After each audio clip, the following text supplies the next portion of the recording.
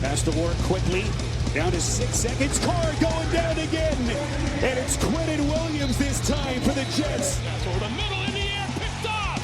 Brian Poole to the end zone. Touchdown. The punter to beat, and the punter brings him down. Braden Mann saved a touchdown most likely. Looks right. Fires a bomb down the right sideline again for Mims. What a catch by Denzel Mims.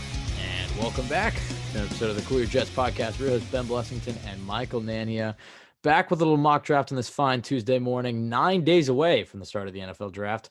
Michael and I have slacked for a little bit last week, but we are back right in the heat of draft season. Michael, how you doing, man? I'm doing good, and I'm looking forward to the draft finally being here. It's been a crazy draft season with so many controversial debates with particular positions, how players stack up. Been a really fun draft season for me, at least, just evaluating these guys. So looking forward to seeing what the Jets do with a really valuable crop of picks.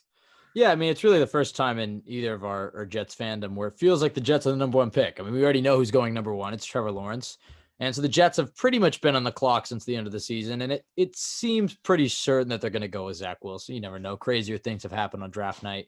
But I would say it seems like 95% chance at this point that the Jets do take Zach Wilson. As I mentioned at the top of the hour, we will be doing a mock draft. This will be a little shorter of an episode. Michael and I will each be doing our own mock drafts. We'll be talking about the separate picks. But before we do that, Michael, I just kind of want to get your thoughts on that.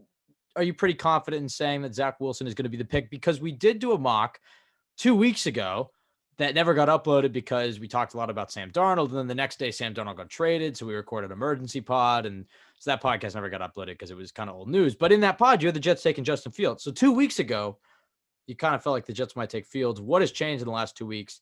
Because spoiler alert, I know we both have them taking Wilson. So are you pretty confident that the Jets are taking Wilson?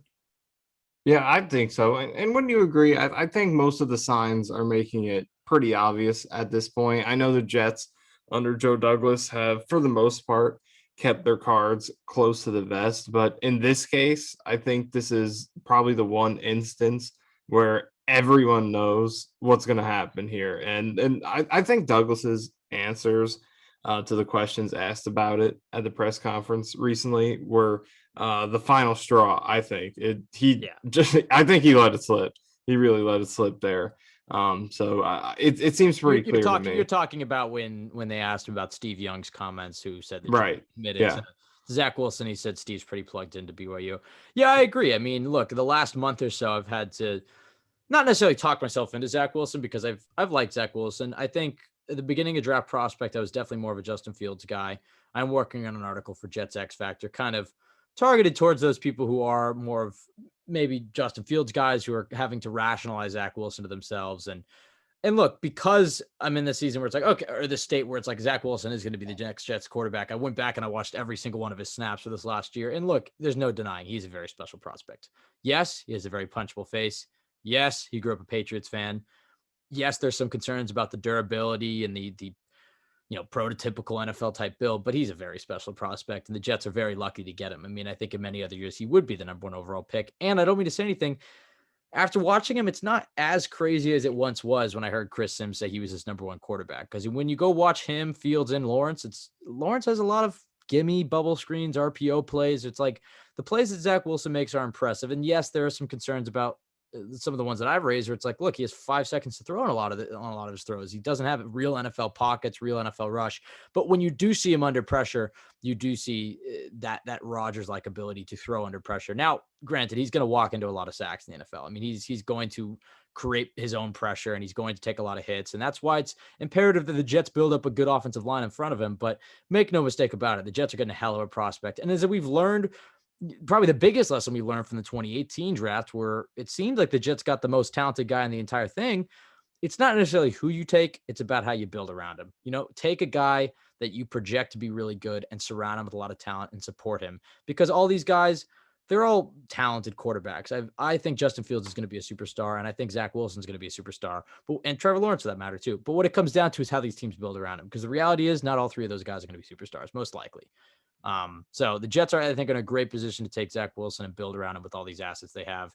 Michael, while we're talking about Zach Wilson, let's just hop right into it. With our mock draft, we know who we're both taking, so we might as well talk about it at the same time.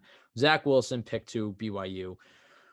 How do you feel about this? I mean, kind of going back to what we were just talking about, I think me and you have been kind of up and down on Wilson. At the beginning of the process, I will admit you judge a book by a cover because you see a guy from a lower name school, a guy who,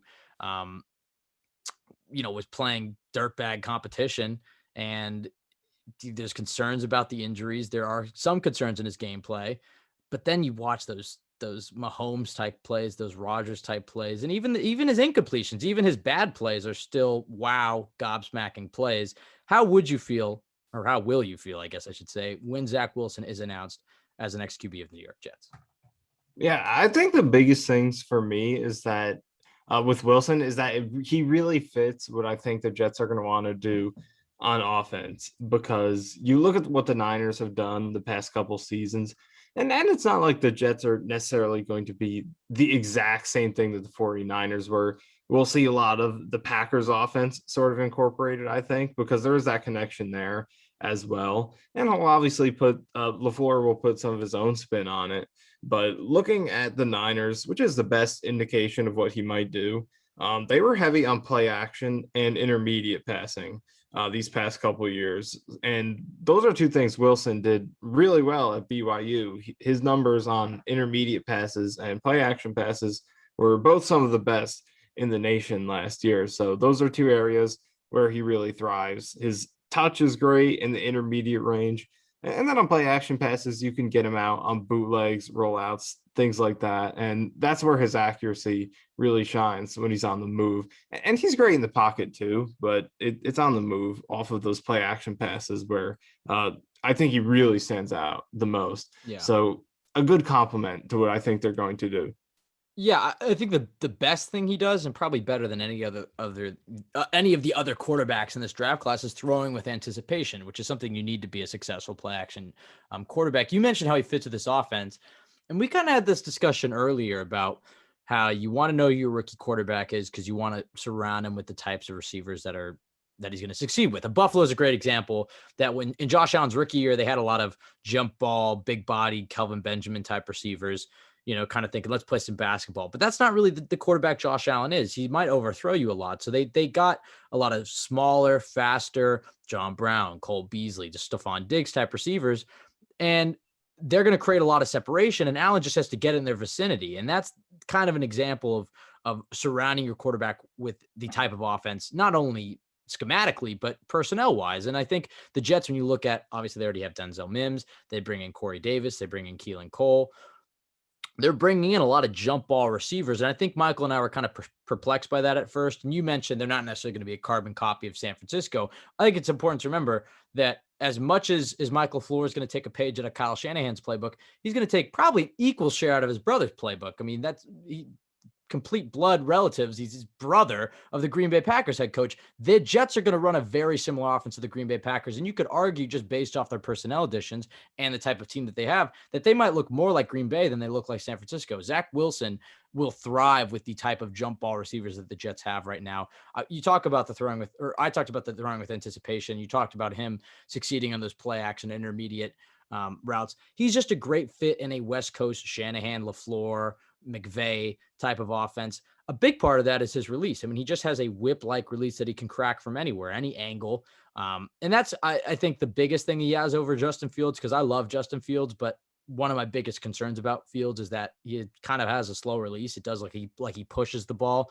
I mean, the ball just jumps out of Zach Wilson's hands. It's just effortless. And so when you combine the anticipation and the arm power and the accuracy and the whip-like release, he has a lot of positives for him. As I mentioned, the durability is definitely a concern. The Jets need to build up the offensive line around him. I mean, he's going to hold on to the ball and walk into a lot of sacks like a Russell Wilson. And you take the bad with the good, but the Jets need to make sure they surround him with a competent offensive line. But going back to the feeling, I mean, I'm going to be ecstatic. I mean, look, I'll get over the punchable face. I'll get over him growing up a Patriots fan.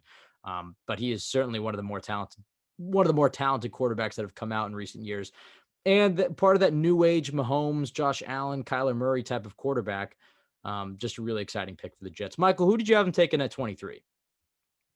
So at 23, I think like most of us, I understand that the dream scenario here is taking an offensive lineman, complementing your franchise quarterback. But Uh-oh. looking at the board, it just doesn't seem like that the value is going to be there with offensive line at this spot. Vera-Tucker is probably not going to be there. Yeah, Tevin I don't think he makes Jenkins, it out of the top 15. yeah. So it's not looking likely for him. And Tevin Jenkins could be there, might not be there. And even if he is, I think you definitely could go with him at that spot. But there are defensive players who I think might make more sense. And just looking at the mock that I did here, Jenkins wasn't there. He went up he went 17 to the Raiders. So even he might not be there. And then there's sort of a gap after those two guys to the next tier to where you could get them in the second round. So the offensive value, I don't know if it's going to be there with that 23rd pick. So personally, I think it's very likely they're going to take a defensive player with the 23rd pick if they stay there. Because they could trade if they really want that offensive lineman, they could trade up to get Jenkins or Vera-Tucker. They could trade down and then snag one at the bottom of the first, early second. But at 23, defense is going to be the value, and edge, you could have some great value there. Phillips, Ojulari, linebacker if Owusu-Koramoah falls. So I think defense is where they're going to go here. And for me, I think the air is a big steal here with Jalen Phillips falling to them. So that's who I went with here. Versatile guy who I think can, he's kicked inside sometimes, but he can make his home as that 4-3 defensive end opposite Carl Lawson. That's your edge duo of the future right there. And, they have so many pieces on this defensive line, but Lawson is still the only edge on the roster who's penciled in long-term. Obviously you have some young guys who could develop into that, but, Bryce Huff, undrafted free agent, Jabari Zuniga did nothing last season. So you don't want to rely on them to fill those shoes. It's still a hole for now. So I think going with Phillips here takes this defensive line from one of the best in the league to having a great chance to being the best in the league. Yeah, certainly lofty expectations. I agree that defensive line's not really a big need for the Jets at this point. Obviously, edge rusher has been a need for the Jets the last 15 years. You're hoping you solve at least one of those spots with Carl Lawson. I'm a big believer in John Franklin Myers, who presumably will be the other 5 tech, although he had an elite season at 3 tech. With the addition of Sheldon Rankins, though, it seems like they're probably going to bump him outside. But yeah, if Jalen Phillips is there, I mean, in my eyes, he's the best edge in this entire class. So I definitely wouldn't hate it. The Jets are in a position to win now, so go ahead and take the best players you can get as long as they make sense feasibly for you long term. If they fit your, if they fit your scheme or there's at least some sort of a need there, I would be fine with Jalen. I'd be very happy with Jalen Phillips, even if it's not the biggest need on the Jets roster right now. I agree. I think that it's most likely going to be a defensive player here, but I'll say this. I say there's about a 50% chance here Douglas trades out. I think Douglas knows the strength of this draft class is on day 2.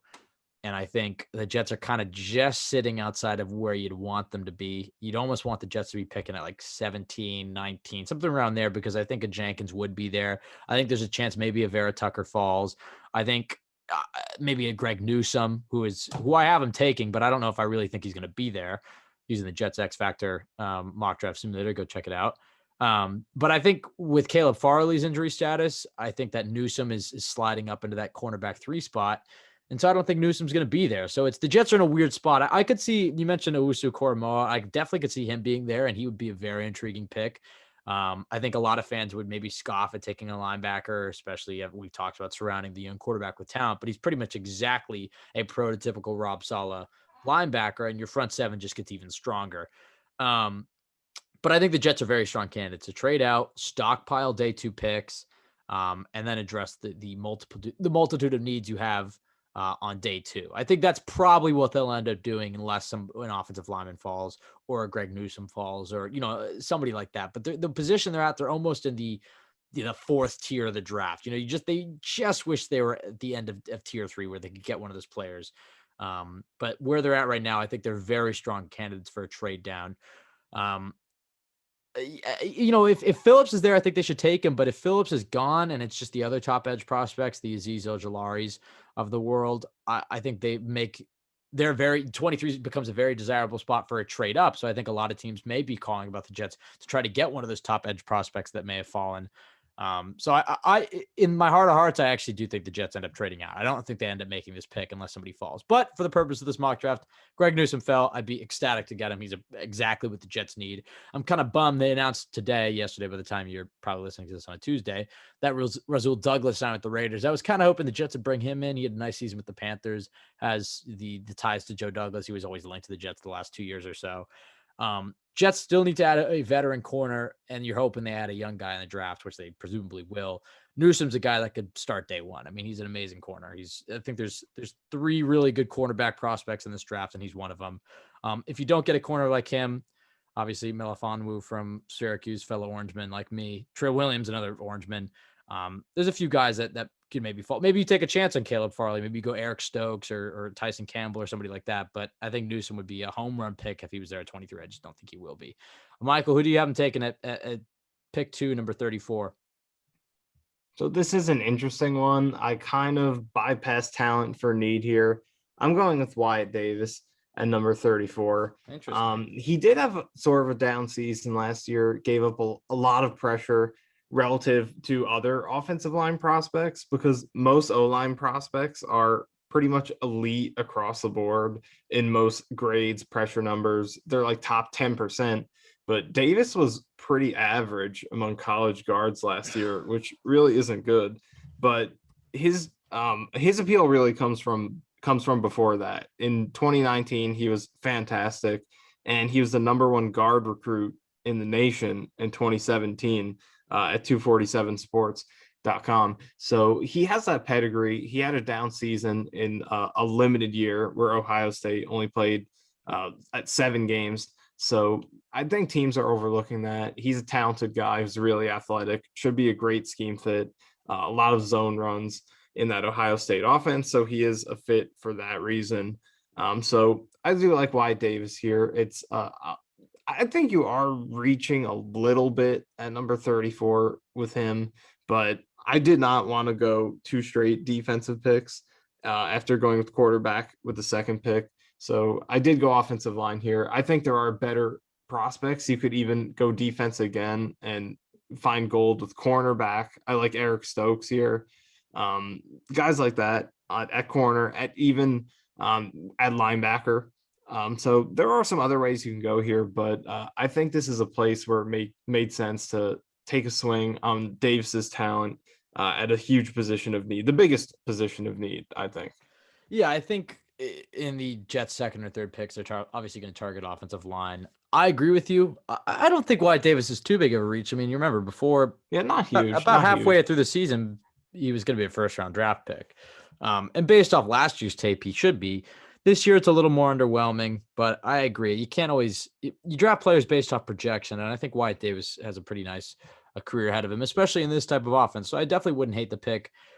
I went with Landon Dickerson, another offensive lineman from Alabama. And my only concern with him, and you could lump Creed Humphrey into this as well, is they're not necessarily prototypical scheme fits. I mean, if you mentioned the Jets' zone rushing attack, you want agile offensive linemen who can get into space, who can pull. Dickerson is a center at Alabama. He definitely could play guard for the Jets, assuming McGovern stays at center. And if we're going to copy the San Francisco mold for offensive linemen, he would be that left guard, because that was the one spot on their offensive line where they did have a bit of a mauler.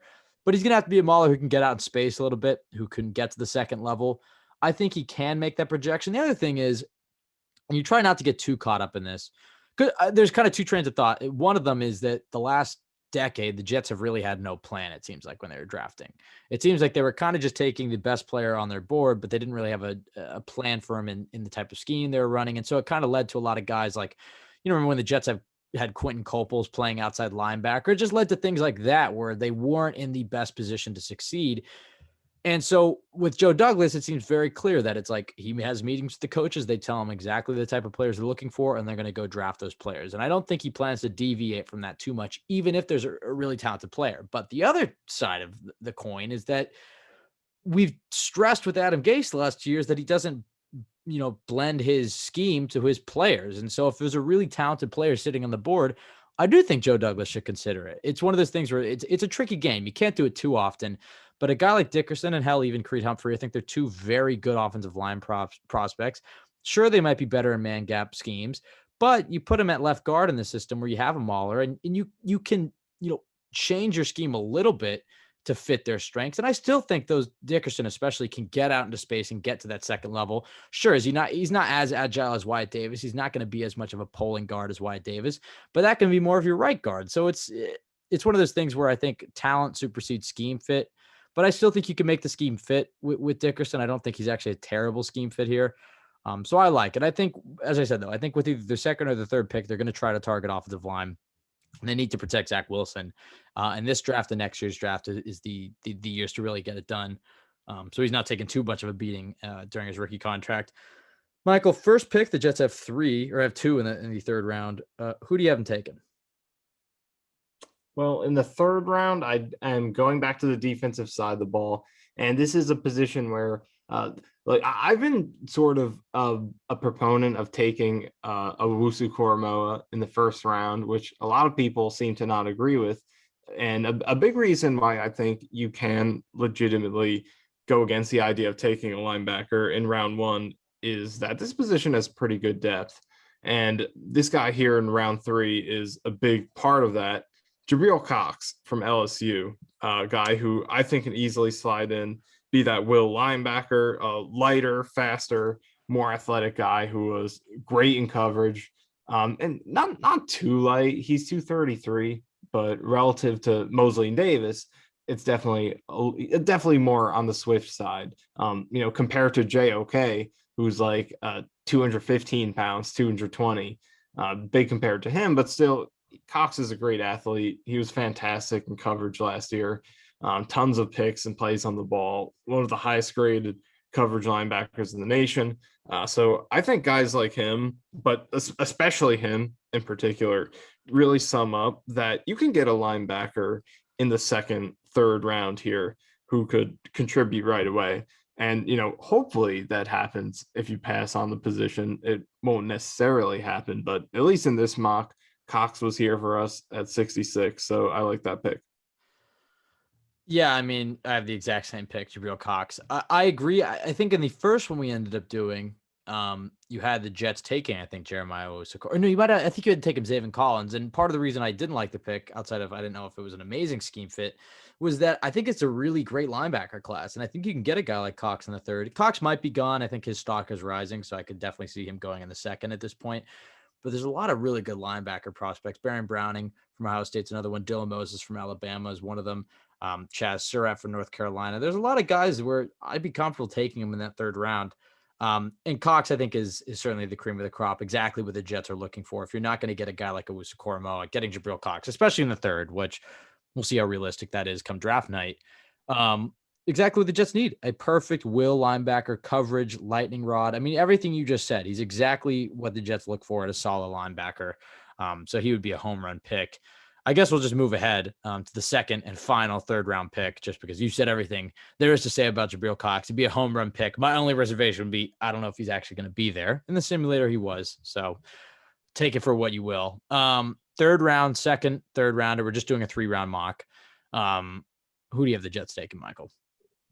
So this isn't a huge need. It's probably not a popular pick, but I think it was the best value here on the board. When I came up with this spot, it was all safeties, interior defensive line, more edge. So the best value here was this guy, Hunter Long from Boston College, tight end. What do you mean? That's a big need. What are you talking about?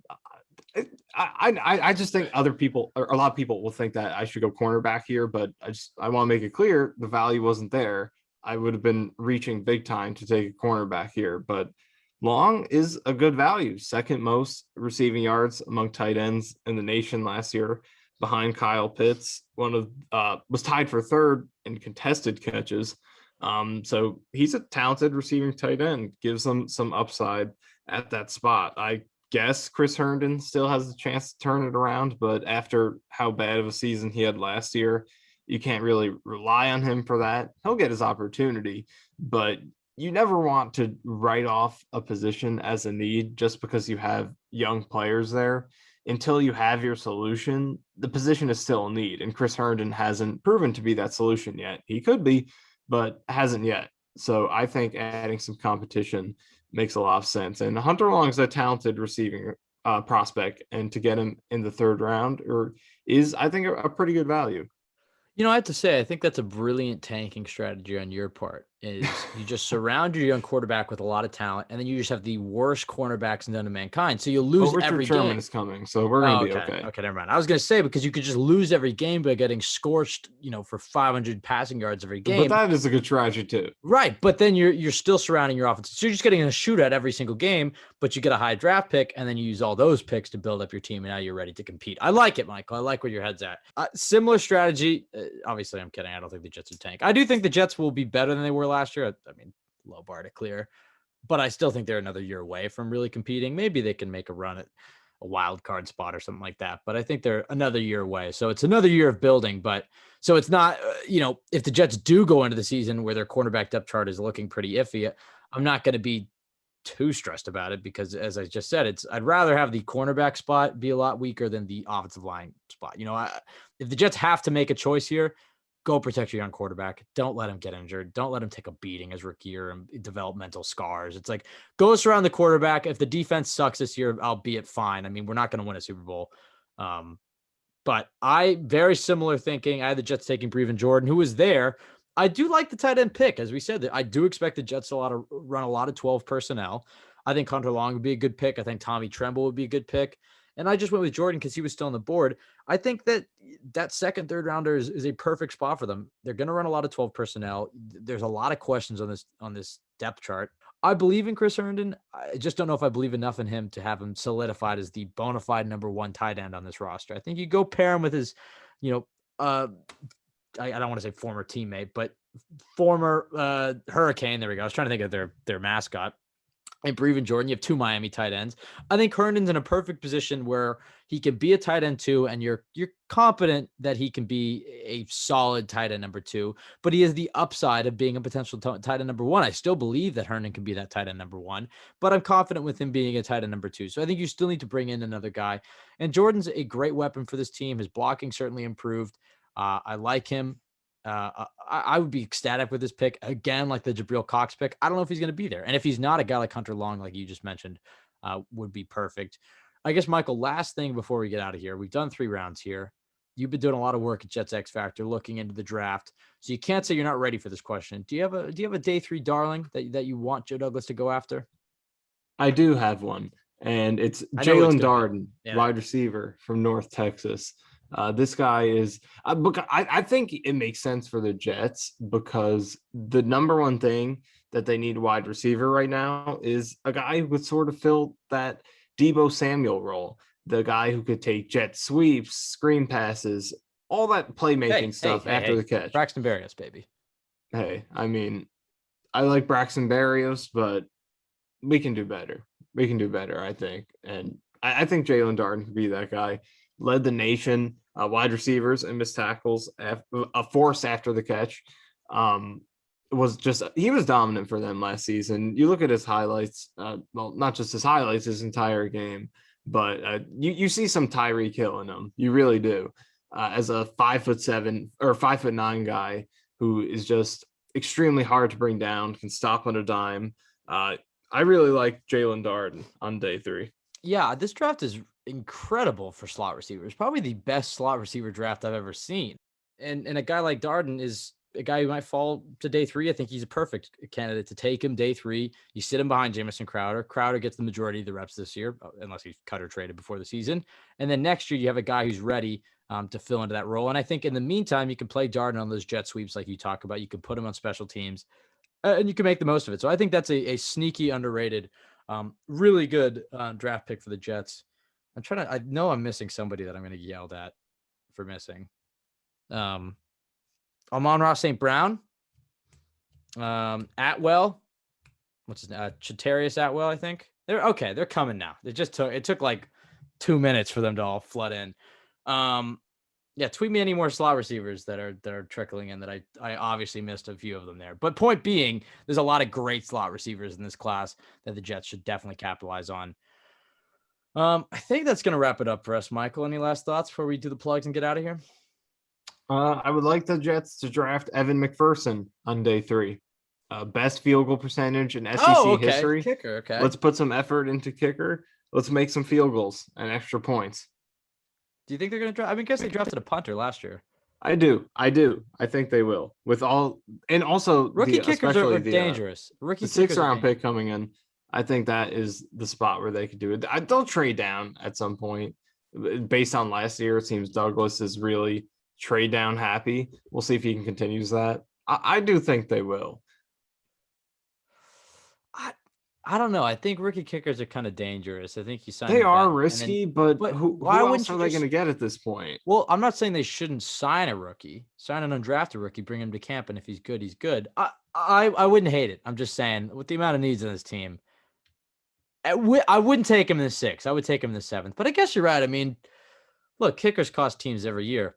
I mean, they cost teams games and playoff spots and hell, Super Bowls. So. All right, he's pretty good though. This if guy. He's worth it, he's been really consistent throughout his career. Right, I think he's draft worthy. I'm not going to pretend to have scouted the rookie kickers. I think I looked him up. What college did he go to again? Florida. All right. Well, maybe I'd be down for it. But they just don't have any 7th round picks. Are you saying he's a 6th round pick? I would go for it. At you know who else was a 6th round pick? I would do it. You know who else was a 6th round pick? Tom Brady. So we're saying we're going to spend that on a kicker. Exactly. Okay. Good to know where your priorities are. Just so you know, your draft, I mean, I have to say, I think I'm the much better GM. I mean, you didn't draft a single corner. So. And then I was going to. I did the whole 7 rounds here, but you want to be lazy and cut it off. I thought you wanted to go to. Oh, you wanted to keep going. I thought we were. I do have all my picks here. Okay. That's a mild miscommunication on my part because the one we did 2 weeks ago, we just did 3 rounds. So I just assumed that I could go 4 rounds, baby, or 7 rounds, but I keep going. I mean, all right, let's do it then. Oh, fucking, I gotta add more. I gotta do another one then. All right, well, who do you have in the 4th round then? I have your guy, Trill Williams from Syracuse. Oh, yeah, cornerback help. Very good player, tenacious player. And then I also went with another cornerback at number 146 with Rodarius Williams from Oklahoma State. So there's your cornerback help. So you got 2. You know what? Trill Williams actually would be a very good pick for the Jets, especially if they're going to sign a veteran with him. I think that's a little low for him. I kind of do feel like he's going to go in the 3rd. My simulator is not caught up yet, but I will already tell you who I'm taking. I'm going to go Jamar Jefferson, running back, Oregon State. The Jets do need a running back. I know that it's an unpopular pick in a way, but he's a really fantastic player. I did watch a lot of Oregon State question for you. If they draft a running back, who do you think is the odd man out on the roster? Okay, so we got Josh Adams, we got LaMichael Pirine, we've got Tevin Coleman, we've got Ty Johnson. Am I missing anybody else? Nope. So those are the 4, and then you're adding a rookie. Probably Josh Adams. Okay. I would say probably Josh Adams, but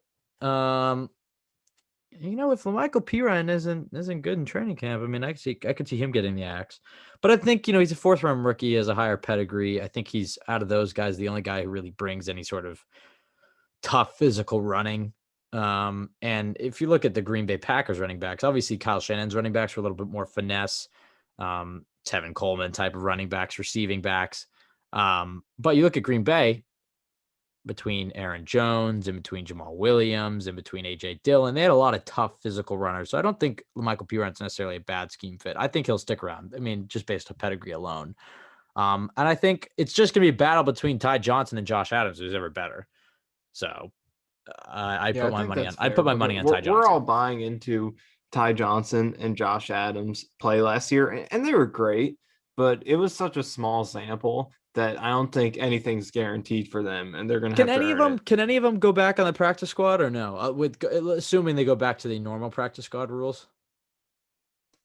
I think Johnson might be able to. Johnson is going into his 3rd season. I don't think he's played enough games to where he wouldn't be eligible anymore.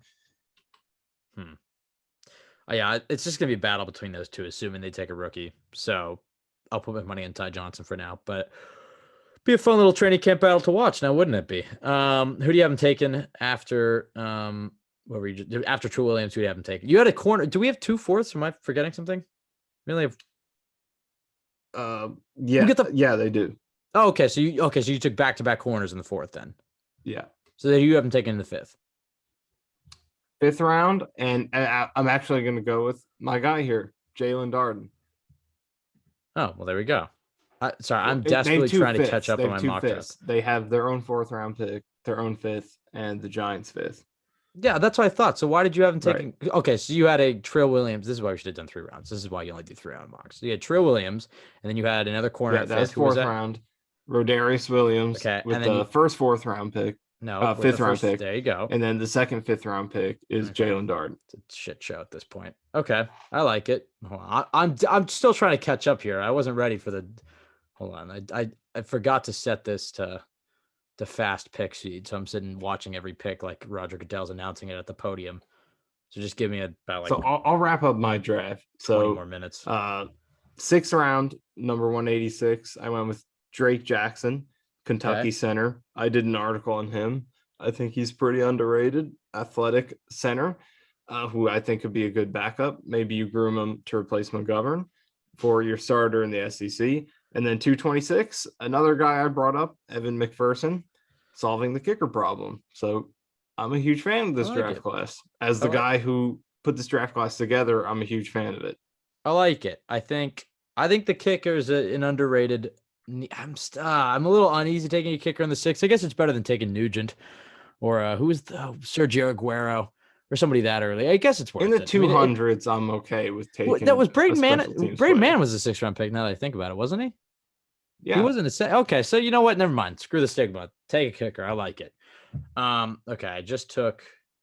Okay, now I'm finally in the 5th round. So okay, just looking at my draft because I'm gonna have to make this decision live. We've targeted the QB. We've got a corner. We've got an interior offensive line. We've got a linebacker, a tight end, and a running back. I think the Jets are definitely going to look for somebody who can play tackle and guard, who has that versatility, who can maybe play guard their rookie year and then replace George Fant their 2nd year. So if I go and look at those type of guys, and part of the reason I didn't want to do this is I'm not going to pretend to know all these guys. Oh, Jesus. Okay. Honestly, the board's not looking too good on offensive line right now. Let's go look at edge prospects because as you mentioned earlier, they do kind of need somebody. There we go. Shaka Toney, Penn State. I'm going to take Shaka Toney. I like him. I think he's, again, I think edge isn't the biggest need for the Jets, but like you mentioned, there is some question marks there. I personally think John Franklin Myers is better on the inside, although I do think he's going to be that big 5 tech that Robert Saleh kind of depended on, I guess, in San Francisco.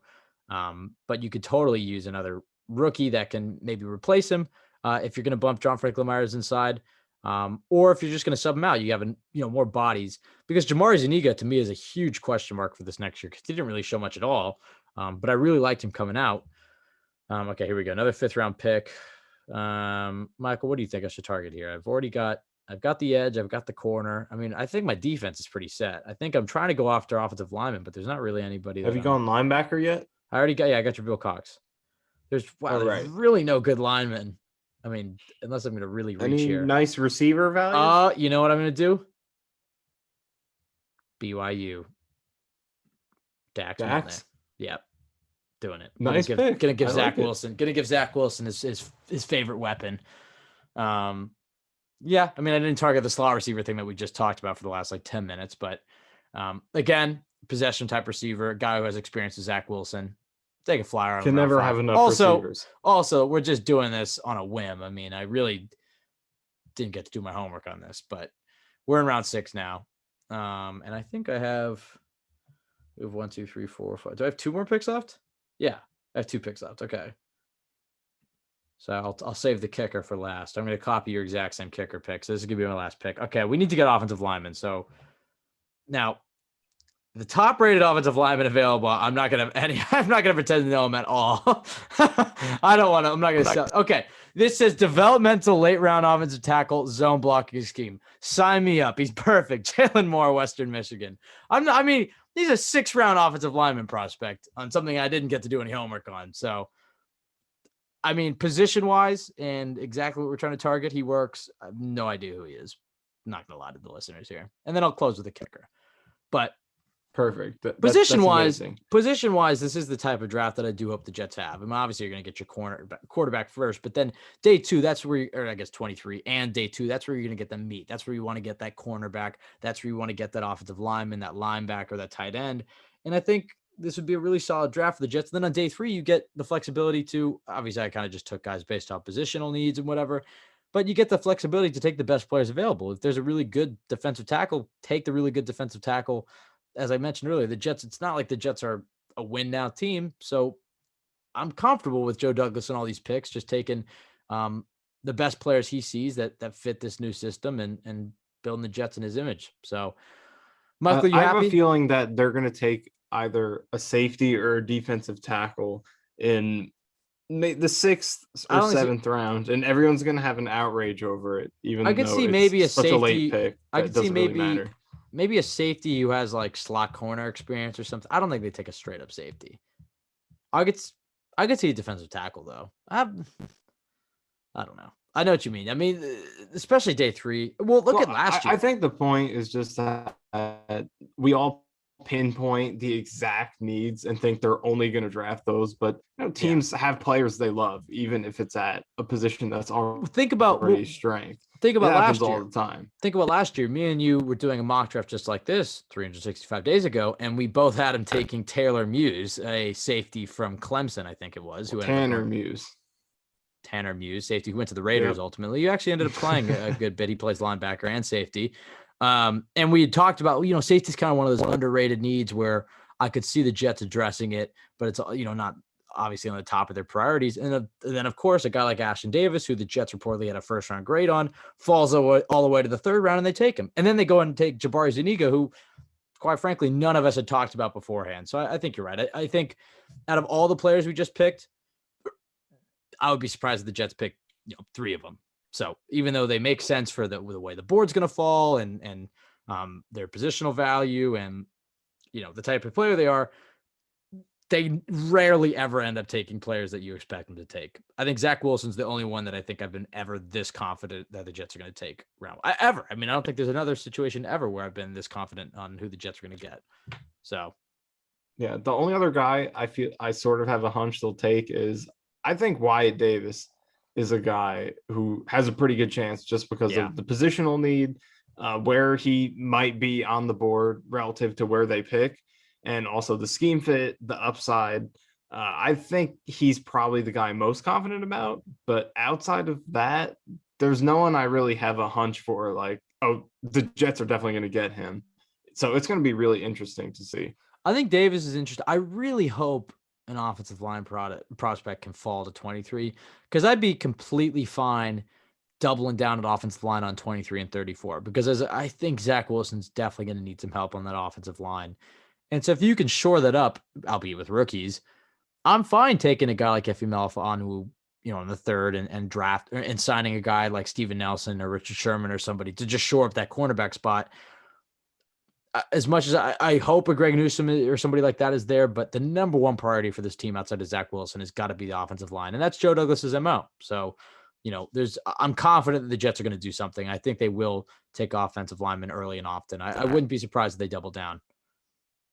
Yeah, I hope Tevin Jenkins, assuming vera-tucker isn't realistic, I hope Tevin Jenkins is there. And if not, I think it could be worth looking at a trade down. Yeah. I like a lot of these. I think there's enough great defensive prospects there to where I'd be comfortable trading down maybe 3 to 5 spots to where you can still grab one of them, but also get some value. Hell, you maybe even trade out of the 1st round and pick up, a lot of picks. I'd be comfortable if they do that. I mean, I'd be comfortable taking Wyatt Davis and a guy like Landon Dickerson and just plugging them in at guard. Dickerson at left guard and Wyatt Davis at right guard. I think I sort of do want to say in the 1st round, because like say you come up at 23 and you can take Phillips, Ojulari, Quiddy, just throwing names out there. Like say those 3 top edge guys, maybe you have one good corner, Newsome, maybe you have if Newsome's on the board, I think you take him. And just like you have all those guys, I would like to get one of them and not miss out on that sort of tier. So I would like to say in the 1st, but like a 3 to 5 spot trade down, if you can get that I would be on board with. Yeah, I think a trade down is certainly on the board for the Jets. I think Jenkins, though, if he's there, will be the pick. I think he's exactly what the Jets are looking for when it comes to versatility. Talking about what I just mentioned, where it's like you can take a guy, play him at guard, and then if you boot Fant next year, you can bump him out to tackle. If he works well at guard, you keep him there. I think poorly the Jets have done a lot of homework on him as well. I guess it's going to do it for us. You can follow us at CYJ Pod on Twitter. You can follow myself at Ben W. Blessington, Mike_Nania. You can find this podcast wherever you listen to podcasts, iTunes, Spotify, Jets X Factor, the best place to go for Jets content. As I mentioned at the top of the show, Michael and I kind of slacked for a whole week here, but we actually have a lot of content planned for the days leading up to the draft. Tomorrow we're going to be doing an interview, so I guess it'll be coming out Wednesday. So still tomorrow for the time you're listening to it. We're going to be doing an interview with a certain BYU beat reporter. We're going to talk a lot of Zach Wilson get the inside scoop, talk about his fit with the Jets, and then we have a lot more planned, as I mentioned, for the days leading up to the draft. And then during the draft, as we did last year, we'll be doing draft preview and draft recap shows every night. So a little 7-day break, but we're back full force, full steam ahead this offseason. We have some interviews we're lining up for this summer as well. So really exciting time to be a Jets fan. And we're so glad that you can spend it with us. So as always, folks, thank you for listening, and don't let the Jets ruin your life. Carr has to work quickly. Down to 6 seconds. Carr going down again. And it's Quentin Williams this time for the Jets. Over the middle in the air, picked off. Brian Poole to the end zone, touchdown. The punter to beat, and the punter brings him down. Braden Mann saved a touchdown, most likely. Looks right, fires a bomb down the right sideline again for Mims. What a catch by Denzel Mims.